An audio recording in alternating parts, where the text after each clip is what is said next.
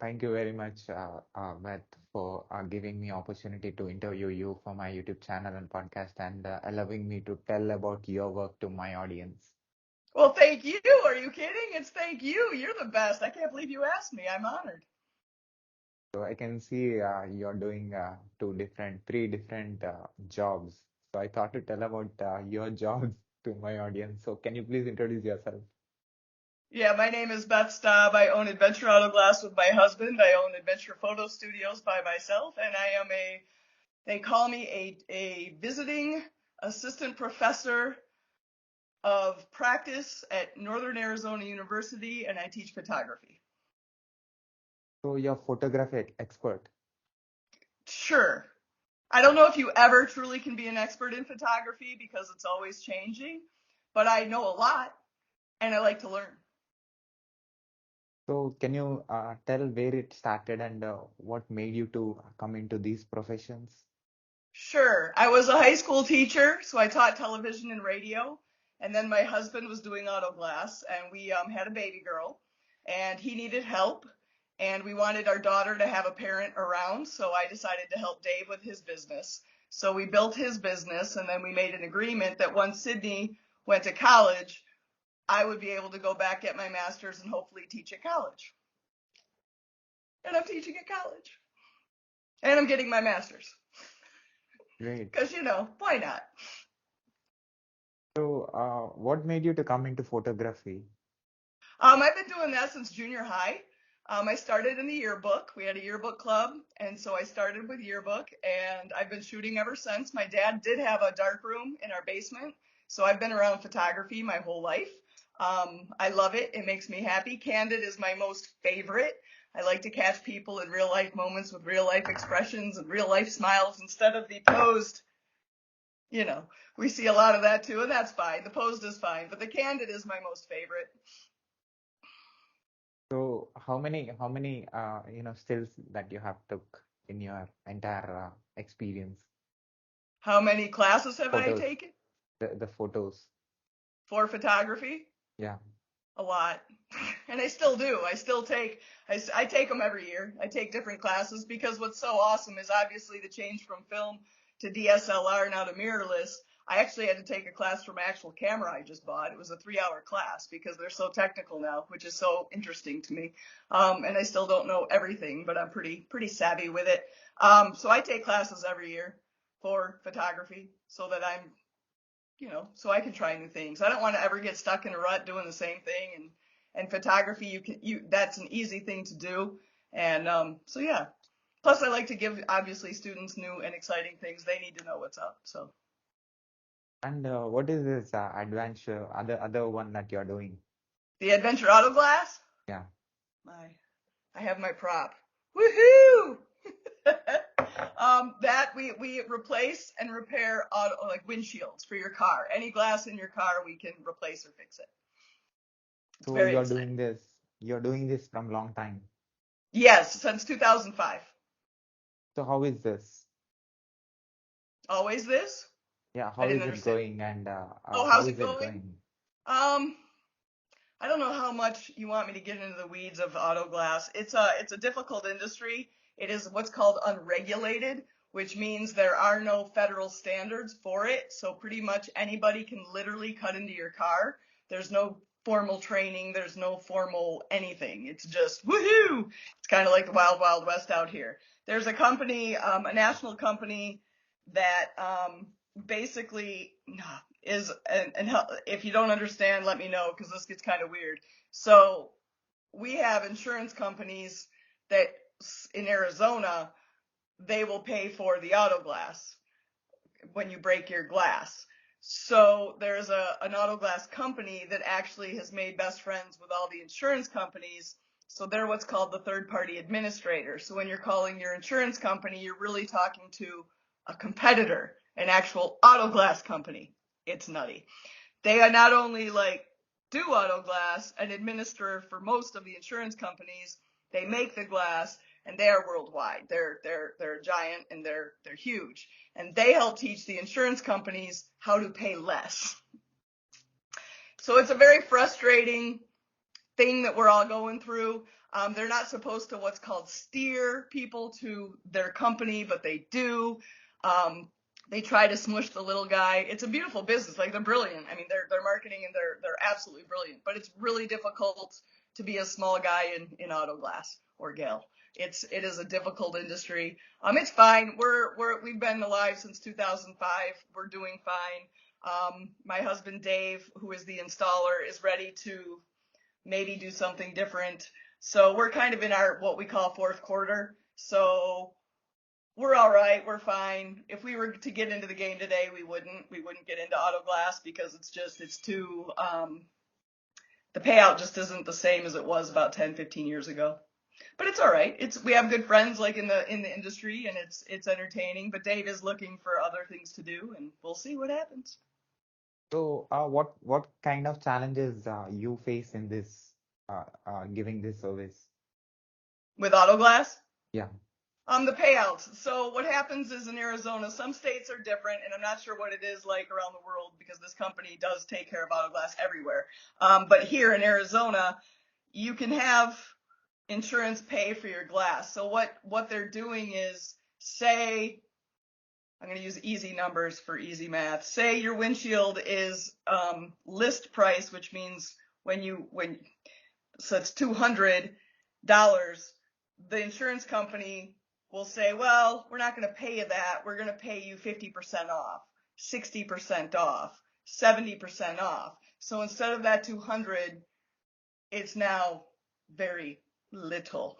And sometimes our cash prices are more than the insurance prices. But if you have insurance and you bought the insurance endorsement for auto glass, being the customer, you're not going to want to pay cash. We don't blame you. But we're not getting paid. We're losing money doing some of these jobs now. And now there's a thing called molding, the black stuff that goes around your windshield. yeah. They're now taking money off of that, which we weren't making any money on that anyway. So now it costs us to buy that molding for your car. Awesome. Yay. So for all kinds of cars. Yeah, yeah, yeah. Yeah, it's That's kind of fun when people call for quotes. They think we have like some crazy cool, like, did you ever watch Monsters Inc.? Do you know that movie? yeah, When Sully goes in, it's the huge room of doors. yeah, Like, they yeah. think we have that for all the different auto glass. I know they do. Like, hey, do you got like a 1968 Mustang windshield in stock? It's like, yeah, it doesn't work that way. It's kind of cute. We can get it in a day or two, but it's cute how they think. You got it in stock? I want to come in right now. It's like, yeah, no, it doesn't work that way. Yeah. And you are a visiting professor also for photography. So how is that? How you are I love managing it. that job? Yeah, I literally am living my best life. I cannot express to you how much I love being a teacher at university level. It is the students are amazing, and they're so talented, and I wish I had better words because they are just so vibrant and so fantastic, and the creativity that comes out of them, they're amazing. It is absolutely, I get giddy. I seriously do. I drive up an hour and a half to Northern Arizona University, which is in Flagstaff, Arizona, twice a week, sometimes 3, sometimes 4, depending what I need. But I teach Tuesdays and Thursdays, and I am just thrilled. I cannot tell you how much fun I've had. It is such a killer experience and such a great, it's just a great time. It's really, I am literally living my best life right now. So you are one side you are providing a glass service, and another side you are doing the photography, which is your passion, and also you are teaching that photography in the university. So Yes. you're speaking and you are doing photography and you are giving service. So how is this diversity?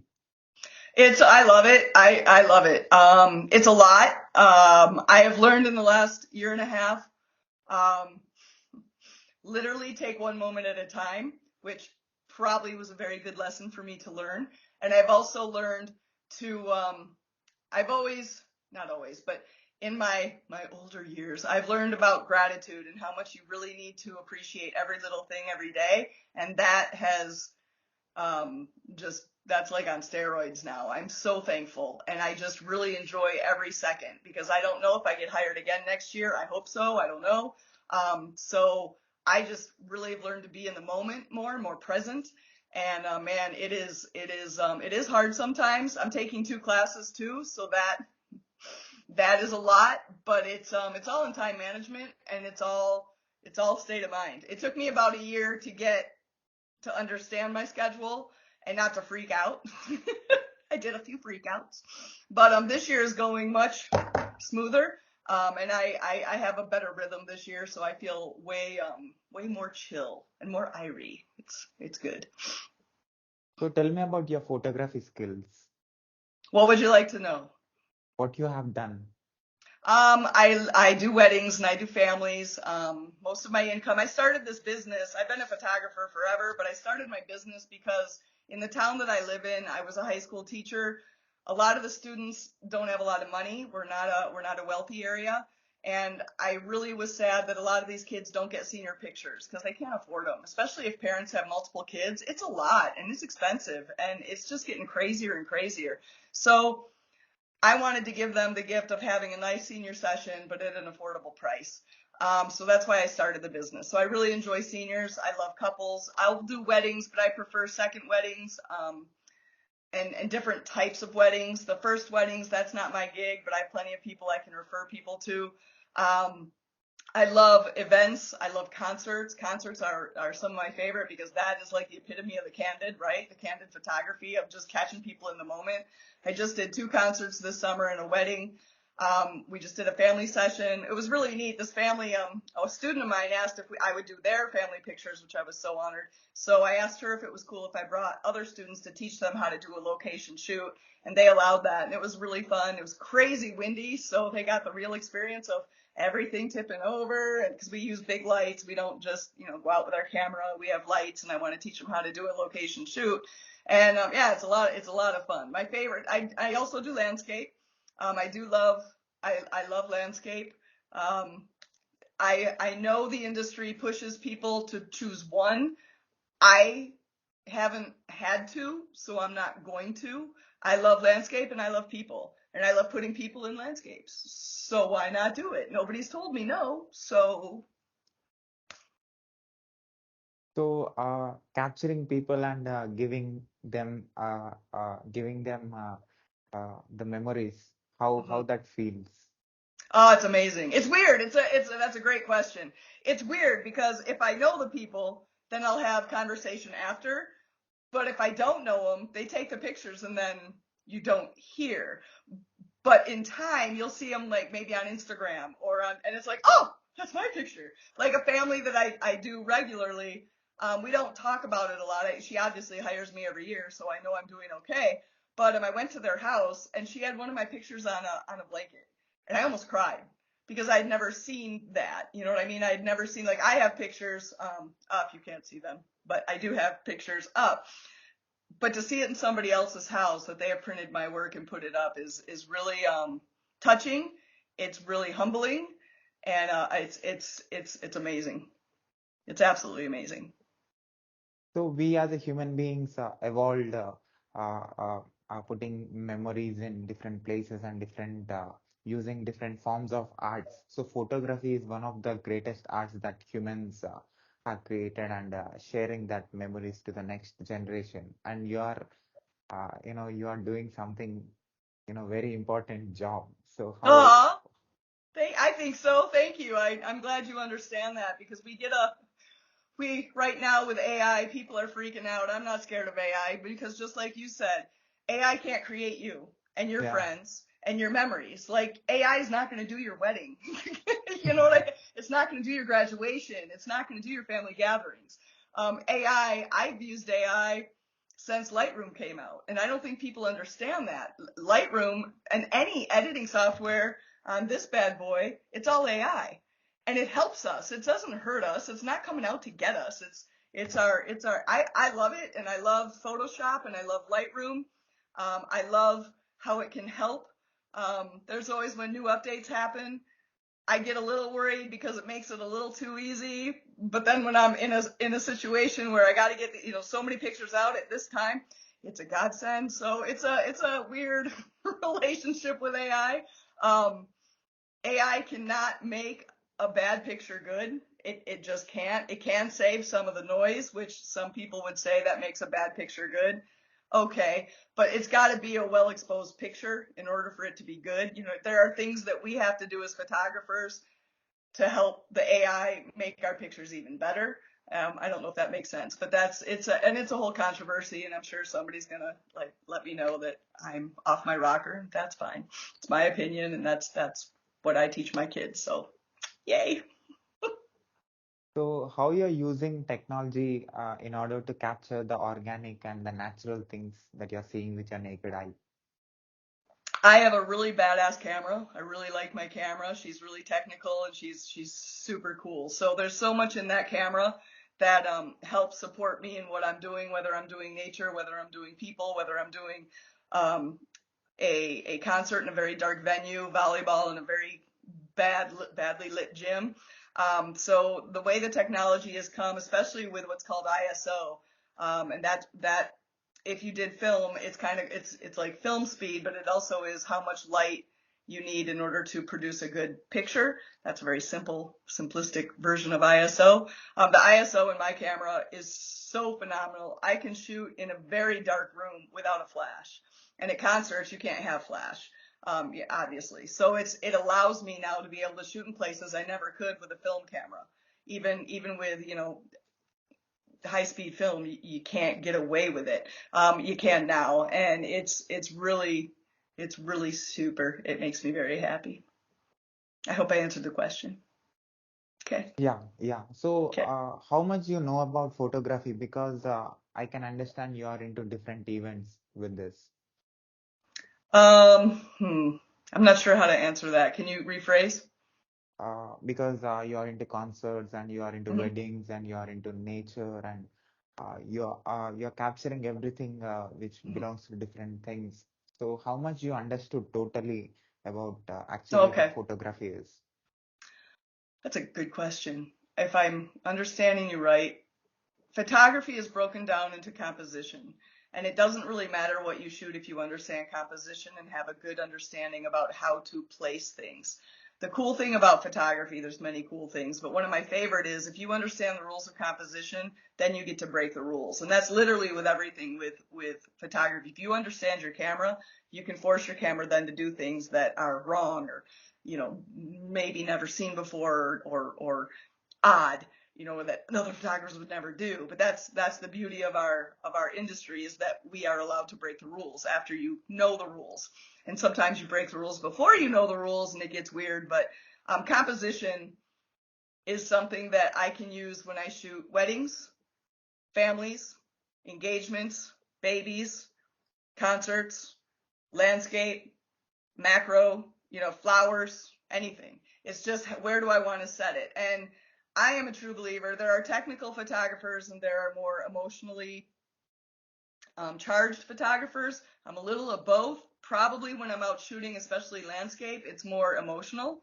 So I really go on instinct now. I know my gear, which is really helpful because once you know your gear, you can have more freedom to feel. I don't know if that makes sense. If people out there have taken acting classes, once you know your lines, you can let the character go. It's really hard when you don't know your lines to be able to be in character, but once you do, you can really allow that character to take you become alive. It's the same with photography and any art.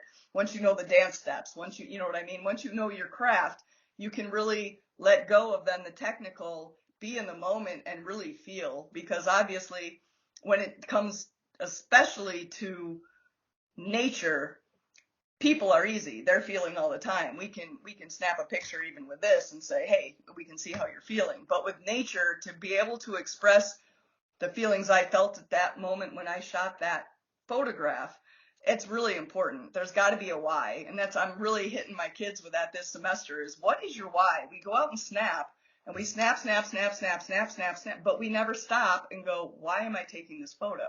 What am I trying to say? What is my point?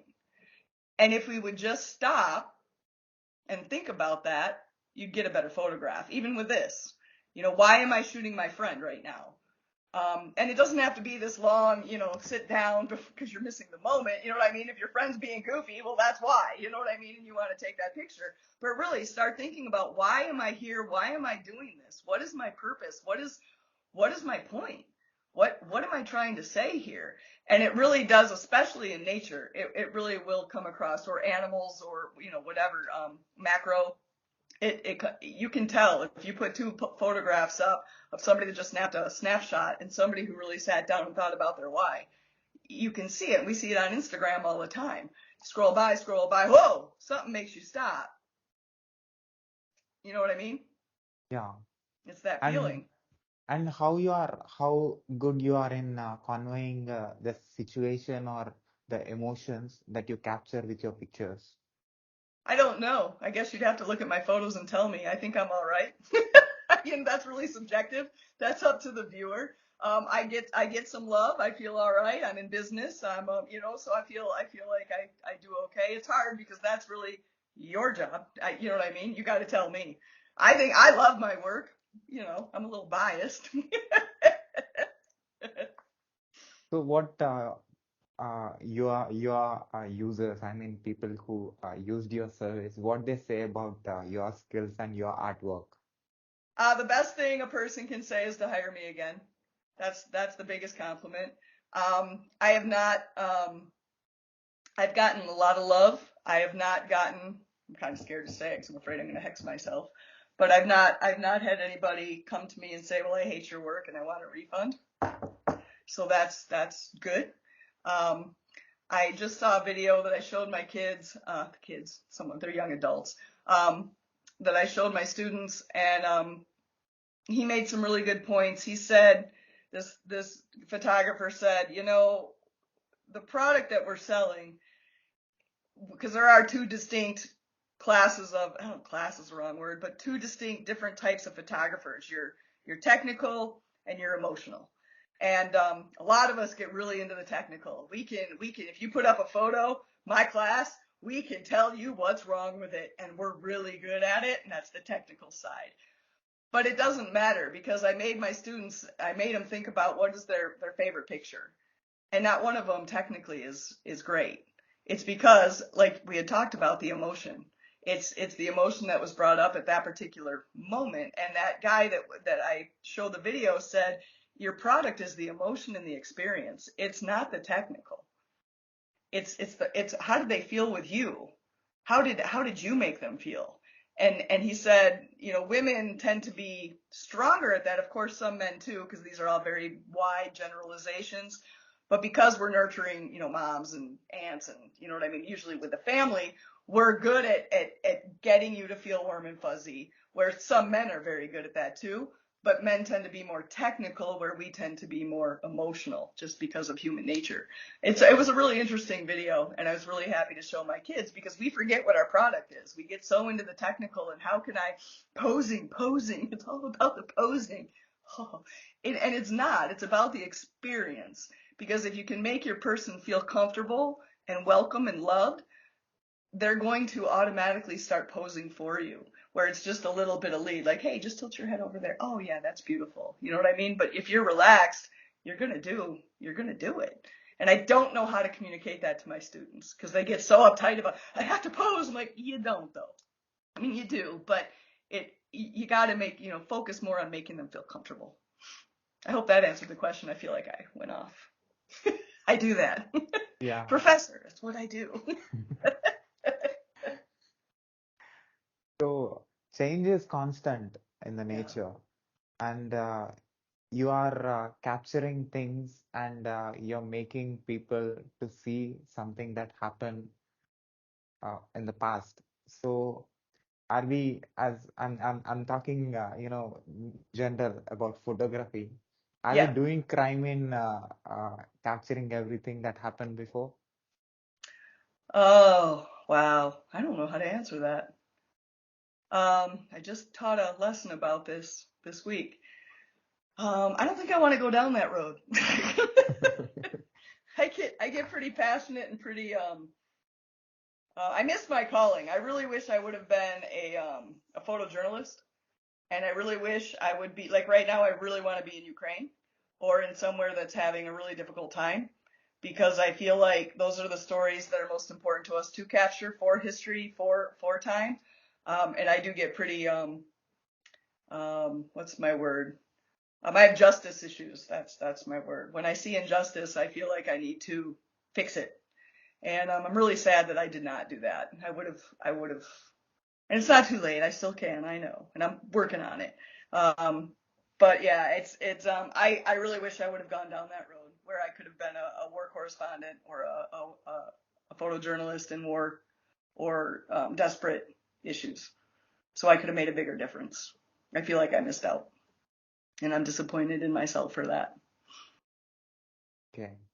So you're being creative with the photography, and also you are explaining that creativity as a professor to the students. Hmm. So which one you like, and what is the difference? Between Uh, my for photography and what I teach them, Yeah. is that what you're asking? That's a good question. It depends on the class. For example, I taught food photography. I am not a food photographer, but I can teach it because I understand the principles, and I brought people in and gave them experiences out in restaurants where they can get especially the people who want to do that. It's obviously best to have a food photographer in there, but like I took a class, I learned how to do it, and then I go and show them. My strengths are portrait and landscape, location, photography, and events. And so I'm lucky enough to have had the experience to teach all of those. So that is what I do. So that is what I'm allowed to teach. Um, I teach them about getting jobs and what they need to do when they get a job. A lot of my students want to start their own businesses. A lot of my students already have their own business. So I talk a lot about when you graduate, where's your client base? Right now, your client base are your friends, which is great. But when you graduate, what are you going to do now for marketing? And they're like, what? You know what I mean? So it's like, and I brought in an accountant to one class because they all had their own business. It blew my mind. They all have their own business, but they've never really paid attention to taxes. Well, that in our country is very important, and in our state. So I'm like, so I brought in an accountant because they're like, what do I? I'm like, I don't know. Let me bring in an accountant. I don't want to tell you wrong. So I will bring in people when they want something. I will bring in a professional to help them understand things that I do not. And that's the beauty of education. As long as I can get a hold of somebody that knows, more than me, that's my job, is help you, get the answers that you want. I can help you set up your business. I can help you photograph better. I can help you with the technical. I cannot help you get over your fear. Artists are really interesting people. I can help you if you're willing to get over your artist fear. A lot of us as artists get really into our own heads and have a really hard time accepting we're artists, and the self-promotion is incredibly hard for a lot of artists. I can help you get over that if you're willing, but it's that I have found is what's the word I want? It's a cycle every artist has to go through. It's kind of an ebb and flow where you're going to be really down on yourself, and you're going to have those days where you want to put your camera up. I'm 53 years old. I have those days. So I understand that. And I don't try to tell my students it doesn't happen, because that's not real. And I don't try to set them up um, for anything that's not real, because that's not fair. So when they ask me a business question, I tell them what I know, and that's what I can do. And if that's not acceptable to them, or if they need a different answer, like I said, I'll find somebody who can help them, because that's the beauty of education. But I don't want to set them up ever for, oh, once you're a photographer. Like the other day, oh dear God, I probably yeah, I don't think they'll watch this. I lost 53 years old. I've done several weddings. I'm good at it. I did deliver. They're beautiful. They love them. But and I delivered 2 days ago. So on the weekend, I couldn't find a section of photos. I could not find them. I know I took them, but I could not find them. So I looked. One second. I have visual aids. Sure. I looked on all of my cards. I'm like, I know I have to have them. I know they're here. Could not find them, could not find them, could not find them. Finally, I had to walk away. I'm like, oh my God, what did I do? So you feel sick to your stomach, and now I got to figure out, I got to tell my client I lost these photos. this is insane. What did I do with them? Because what happens is when I come home from a shoot, I put them on. I literally have behind this very happy computer, I have 3 external hard drives that I back up all your photos on. So I have them on Lightroom. I have them on external hard drive 1, 2, and 3. I could not find them. I could not find them.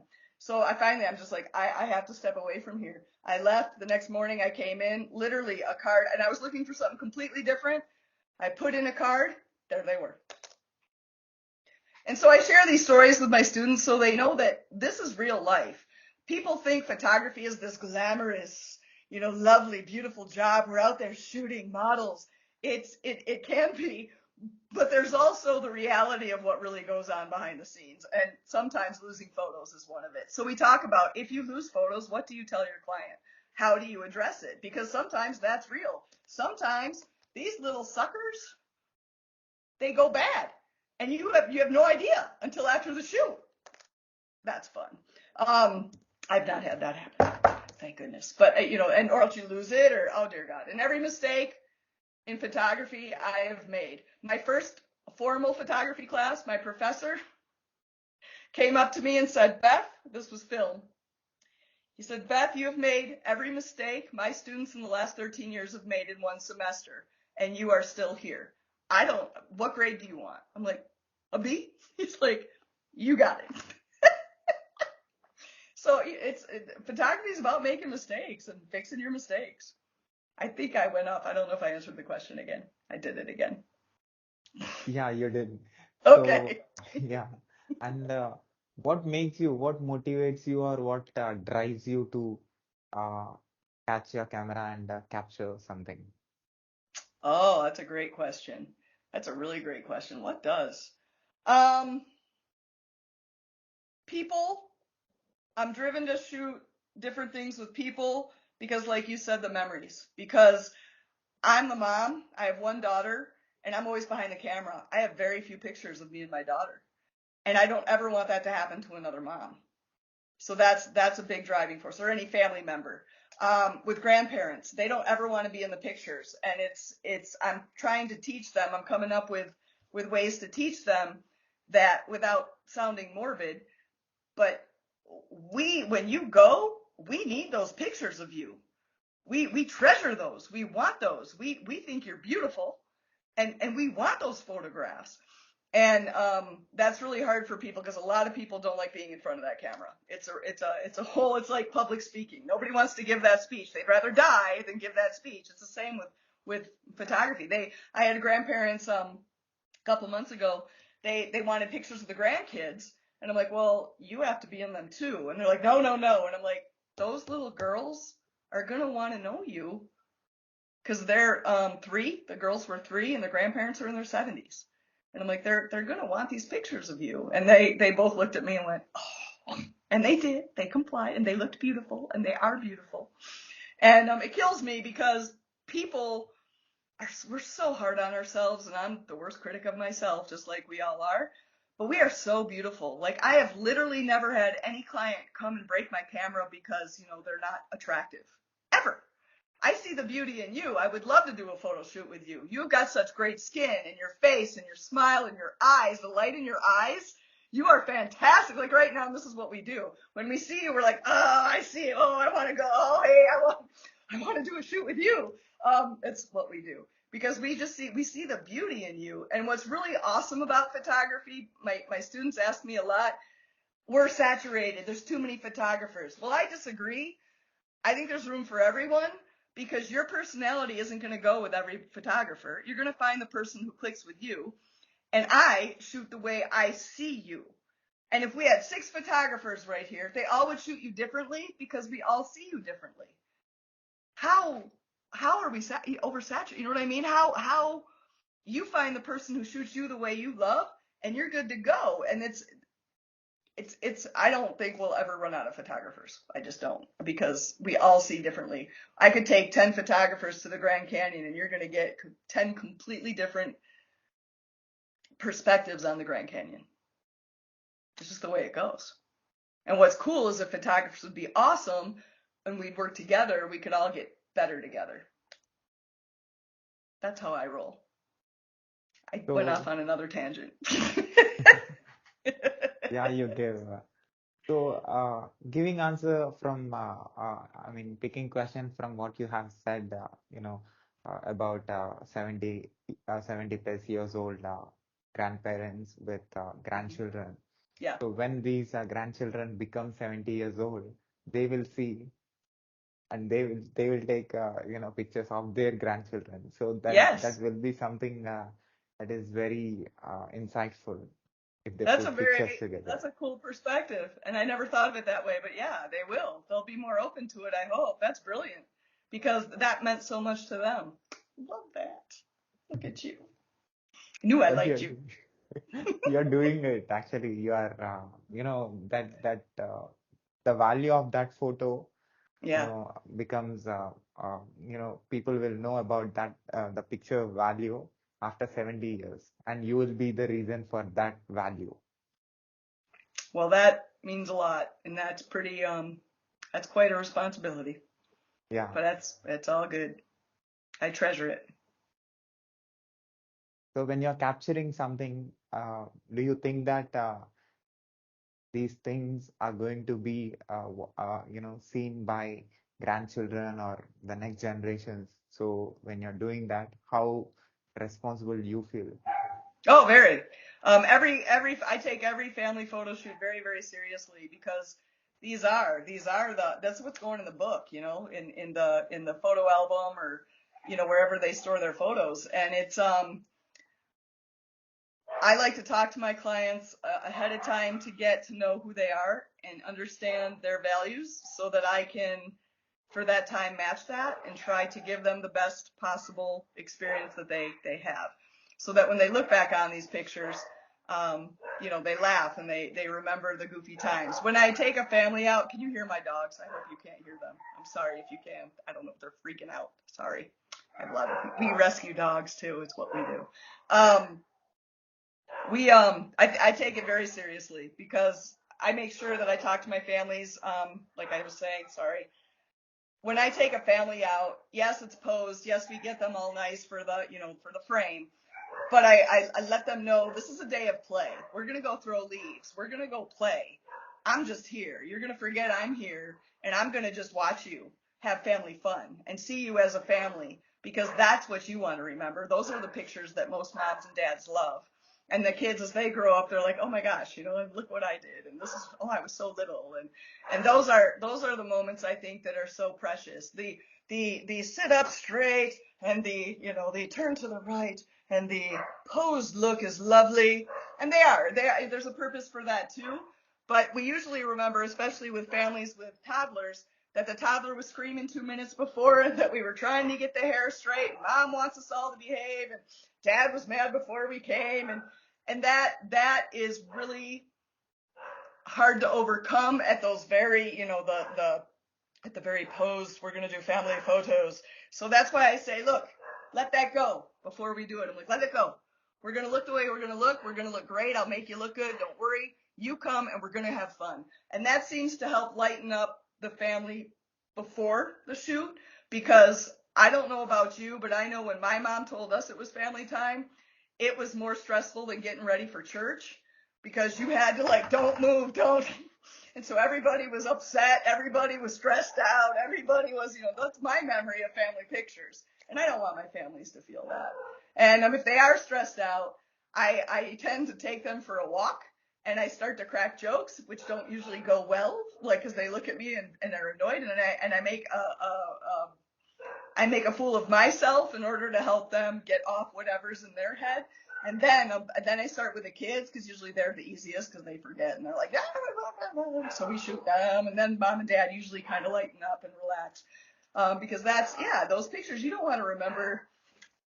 Mom's gonna beat my butt, figuratively, of course.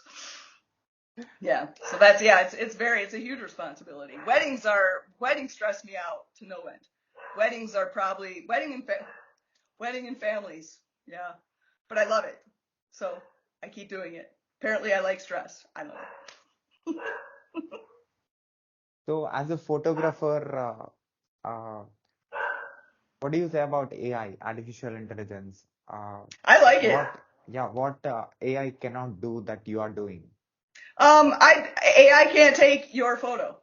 AI can't take your photo with your friends at your big life moments, at the big milestones, at graduation, at a job promotion, at a wedding, at a anniversary, at all the big milestones of first babies, second babies, third babies, kids, kindergarten graduation, school, big life achievements, awards. AI can't take that photo. AI can do a lot of things, but it can't take your life and get the essence of you. It can't do that. It can help me make the essence of you look better. Love that, but it can't take you. And I think that if any, maybe the part of photography that's going to take a hit is advertising, landscape. I was so. Have you seen those photographs of lighthouses where the huge wave is coming? That's all fake. I didn't know that. It broke my heart. I'm like, how? I would sit here and this was a while ago, so give me some credit. But I'd sit there going, how? Because I lived in Michigan for a long time. I'm like, all right, I'm going to go and I'm going to get one of these amazing, amazing photographs, right? So I'd go out in the storm and I'm like, how are they doing this? And then a friend of mine, a very wise photographer friend, obviously, goes, that's Photoshop. I'm like, oh, oh. It's already been done. You know what I mean? And people have it up on their walls, and they don't think about it. They don't. So I think it'll continue to go in that route to make amazing landscape. But people are going to want to go to that landscape. Instagram. We all now want to go to where, and it's not real. So I don't know how that will play. Do we want to live in a fantasy world? I don't know. That's, what I mean? That's going to be something to be seen. Are we going to want pictures on our walls of what we wish we could go to? Or I don't know. I think this world's pretty amazing. And there's a lot of places I haven't been that I want to go to and photograph. I would rather go there and make the effort. The name of my business is Adventure Photo Studios because I'm a go girl and I go hike and I go to hard places because it's worth it to me. That's part of the fun. I'm not Yeah. scared of AI. I think AI is going to be neat. I think it's going to be fun.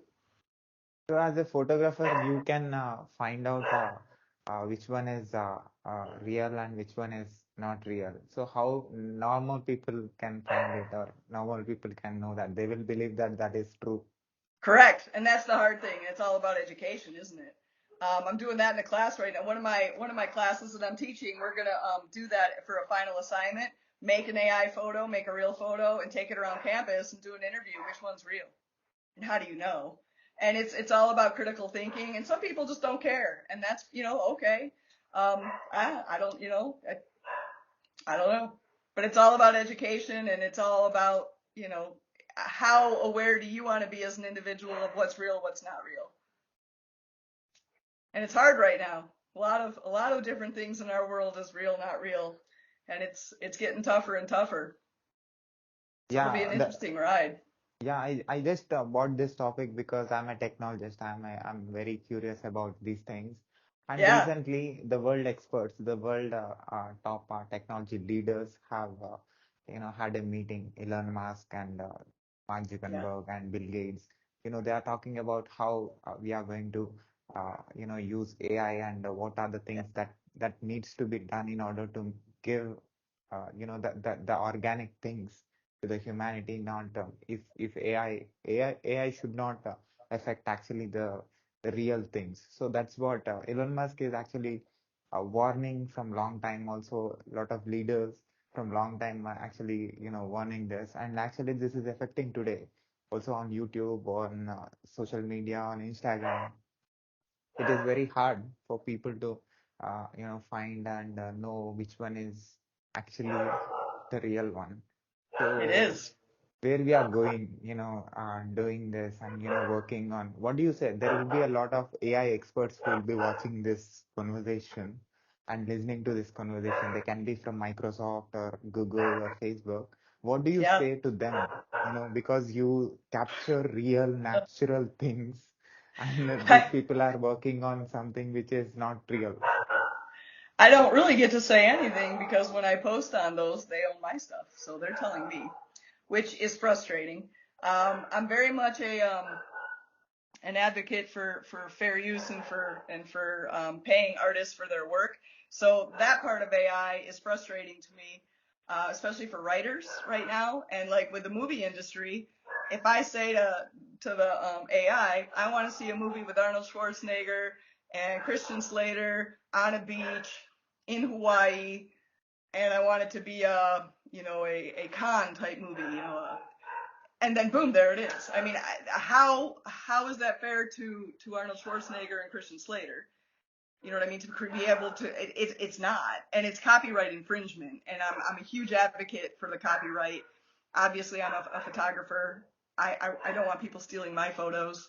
Yeah, there's definitely got to be some, and it's what's going to be very interesting, I think, is to see how the world comes together to create, I don't know if the right word is laws or whatever restriction of how we're all going to use this AI, and how are we going to protect our artists? Are we going to protect our artists, our musicians, and our painters, and our writers, and our photographers, and our actors? And the writers, to me, is the most scary, because that's going to be the easiest on one way to prove, but the hardest.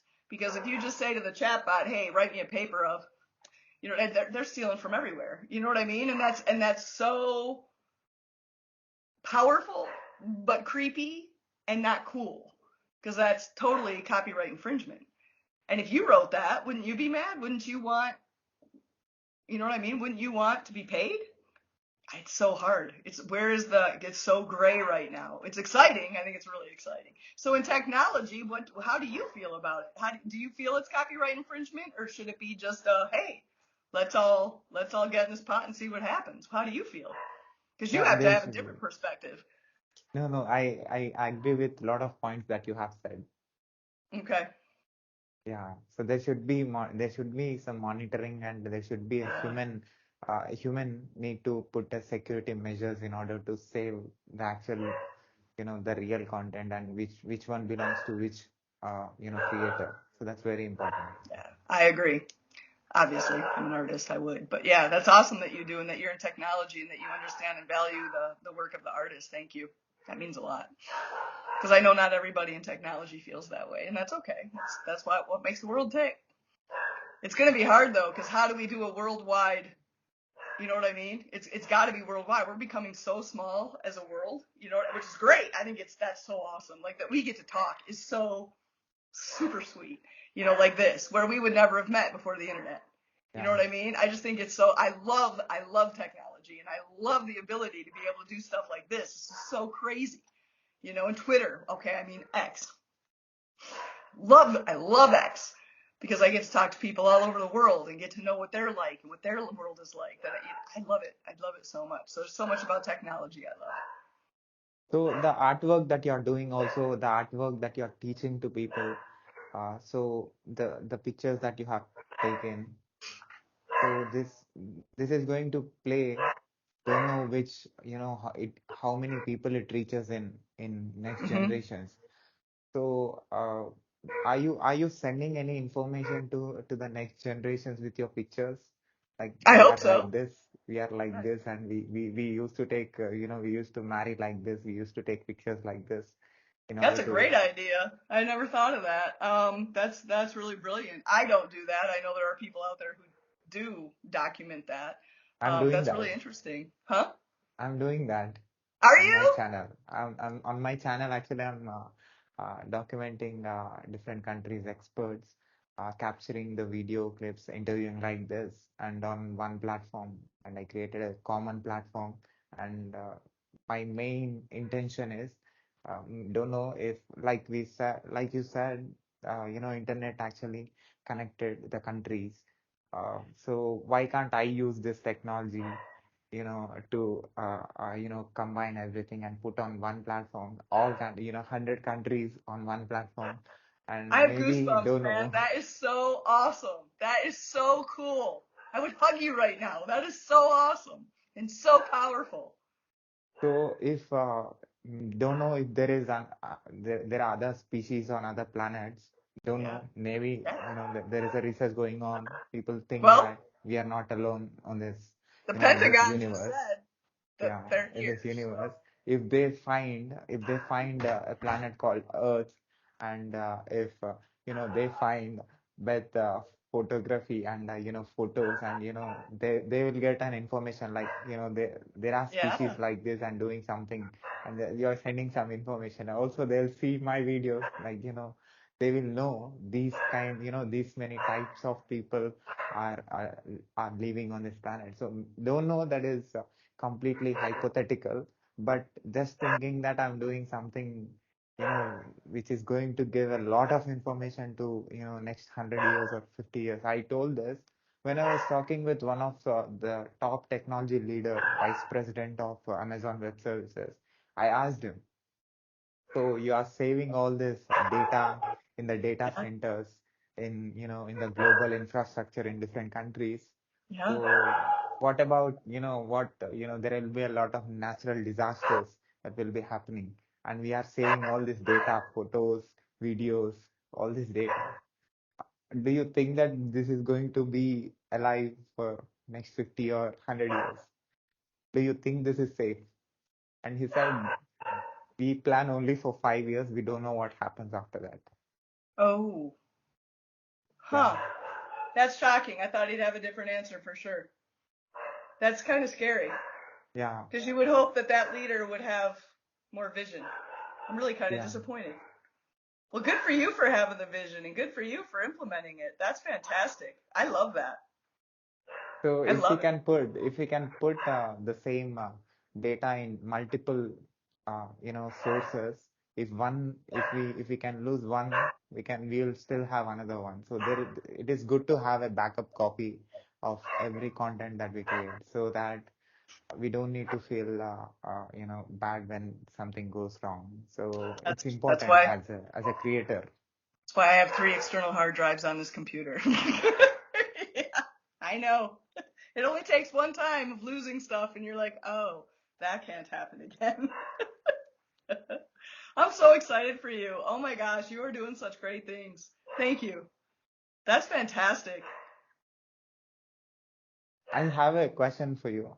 Actually, Okay. you're doing this photography from, quite a long time, and you are. What do you feel when you see something that you have captured years ago today, if you're Oh, seeing that? depends. Two things. Two things. One, usually the reaction is, "Oh, it was so terrible." Because of I know different things now and technology has advanced and things. So it's like, oh, I didn't like the composition, the lighting, the la la la. The other thing is, of course, like what we had talked about. Oh, good, she just broke in. That's my little Australian Shepherd. Excuse her. Um, she the other one is it takes me right back to that moment in time. So of course it's the memory and the good feels of whatever was going on at that time. Yeah. Yeah. But the critical side is always like, oh, I coulda, shoulda, woulda. What are you gonna do? What do you do when you look back on your work? What do you Uh, think? I actually feel like there is some other person who is doing these interviews. Like, when I see my interview that I've done 2 years ago with some Australian, seeing that Yeah. person, like I look really different, and my hairstyle is different, and the way Yeah. I'm talking is different, and the questioning is different. I can see there is change. The beauty Yeah. of this art, it can be photography or videography. You will see the difference, the present and the past. If you put both aside, you will understand something has changed. We are not same anymore.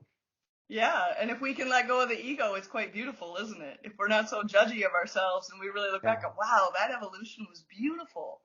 So beautiful. And we all get so freaked out about change, but it's one of the best things that we have. It is the best thing because we just get better, you know? And yeah, if we can just let go of that ego and go like, dude, you were fine back then. That's what you knew. You were doing the best you had, but look at how you've grown. I mean, it's gorgeous. It's fantastic, right? yeah, we are Yeah, traveling yeah, from the place yeah, where we yeah, started. So that's one, because you're doing this from years. I just wanted to ask this question. yeah, yeah. I'm with you. Yeah, I think it's, yeah, it's of course you get that critical side going, oh, but no, it's all beautiful because if I didn't take that photograph at that time, I wouldn't be here. Just like if you wouldn't have started that interview process back then, you wouldn't be here. and now doing what you're doing. Such great work. Global work. I love it. So the topic came, just wanted to share something that I have actually, which is related to what we are talking. I interviewed one expert and asked, at the end of the interview, I asked the question called, if this video is saved in some storage device or in some data Okay. center or in some place, some person after 100 years trying to click this video and trying to see what we are Yeah. talking, what you want to say to that person, can you say? Oh, wow. That's a great question. Hello, I'm Beth. And man, rock out. And I wish I could see, and hopefully from wherever I am, all the great stuff you've taken this technology today, which we think is so mind blowing, and have just made it better. And man, just have a blast with it and don't take it for granted and do what you can and create. I think that's what I'd say. Just create and love each other, obviously, because that's kind of huge. Don't waste your time on the hate. It hurts. It creates wrinkles. Don't do that. Just love each other. Yeah. So How's at last, that? about All right. yeah, All yeah, that reached already. The person heard already. right. Sweet. That's fantastic.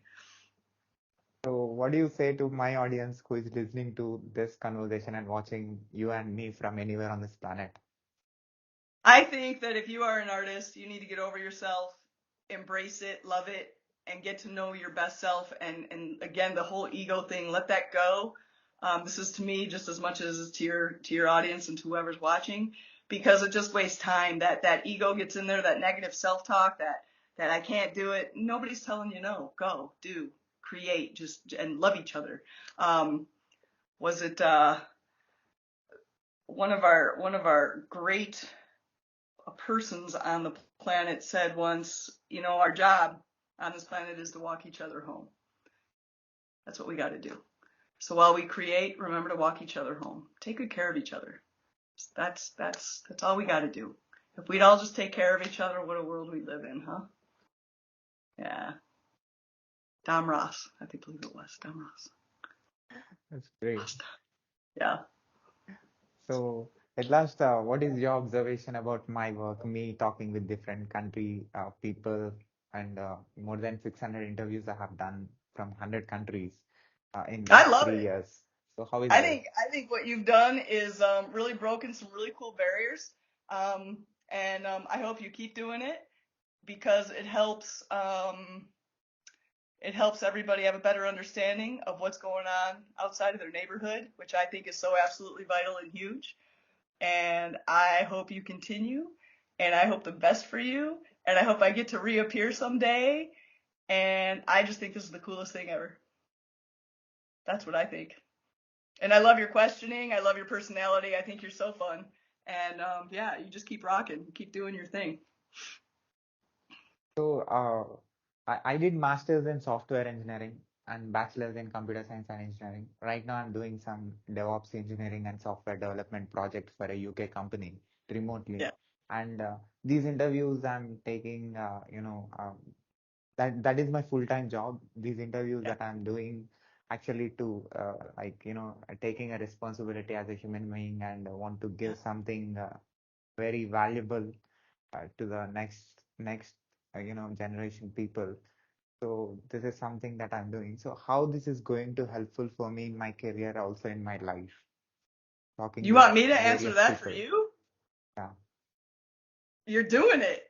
You're doing it. You're spreading good joy and goodwill, and you're allowing people to see people from different parts of the country so that we understand each other better. Rotary is a global organization, and they believe that it is very hard to have an argument or hate somebody who you eat dinner with, and that's why we have global exchanges. Like we have international exchanges so that we can get to know people. And what's cool is for those people who can't afford Rotary or can't be involved in something like that, this allows for that. This allows somebody to get to know somebody from another country in another part of the world. It's hard to be mad at somebody when you get to know them and you crack jokes and you know what I mean? And I think this world really needs that. And I think you're doing that one person at a time. And it's the only way it can happen is one person at a time. Because if you, I mean, I guess it can happen, but this is the most effective way because we get to know each other and we get to know, oh, guess what? We're not that different. And we can come together. And what you're also doing is you're doing such an amazing job of networking that when you have somebody on and they need XYZ, you're like, oh, I got that person for you. Hold on a minute. So you are literally bringing the world together on many different levels. And I'm excited to see what happens in another year, 2 years, 5 years, 10 years, because with what you're doing is such a huge asset to the world. I can't even, it kind of chokes me up a little because it is so beautiful. Because like I said, you can't get angry with somebody when you know what I mean? It's relationship building, and that's what we really need in this world right now. And I just think it's awesome. As like every fiber of my being, it's just incredibly awesome that you would take the time to do this because you don't have to. Your job keeps you plenty busy.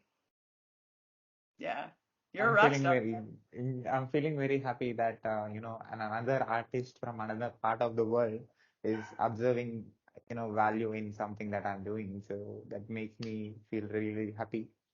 Yeah, and people are going to continue to do so. So, you know, it's powerful. It's pretty rad. Can I put this video on my YouTube channel with your permission? Of course, Uh, of And also, course, can I put this audio and video clip on my podcast, website, internet, social media, everywhere with your permission? of course. So, Yes.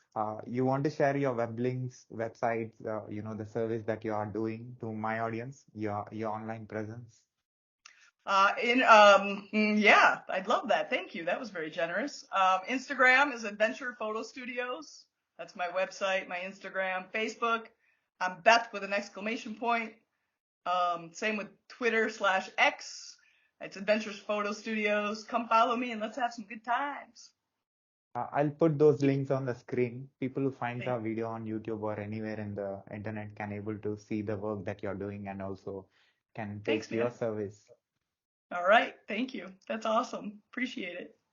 So keep going, keep doing the great work and give great memories to as many families as possible.